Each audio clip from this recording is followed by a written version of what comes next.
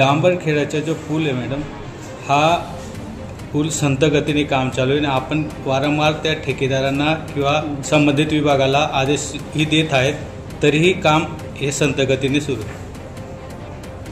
प्रकाशाचं जे पूल आहे त्याचे 2-3 टप्पे आहेत. म्हणजे डांबरखेडा साईडचं एक आहे, प्रकाशा साईडचं दुसरं आहे.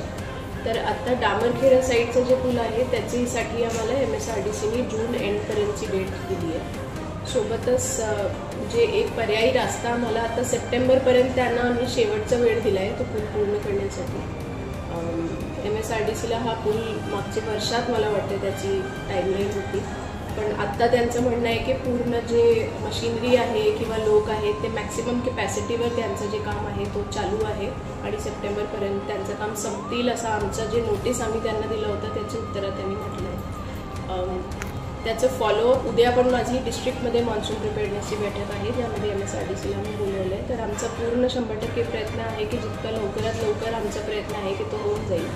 पण पर्यायी रस्ता म्हणून उंटावडमधून जे रस्ता जातो आहे त्यातले गड्डे कसे बुजवायचे त्याची पण इन्स्ट्रक्शन मी आज पण PWDला दिली आहे आणि उद्या जी एजन्सीज माझ्याकडे येतील त्यांना पण इन्स्ट्रक्शन देणार आहे की लोकांना जितका पॉसिबल आहे तितका त्रास कमी होईल. पण या वर्षानंतर याचा प्रॉब्लेम नाही येणार बिकॉज वी विल एन्श्युअर की सप्टेंबरपर्यंत किंवा ॲटलिस्ट बाय दिस इयर हा पुलाचं काम व्हायलाच पाहिजे.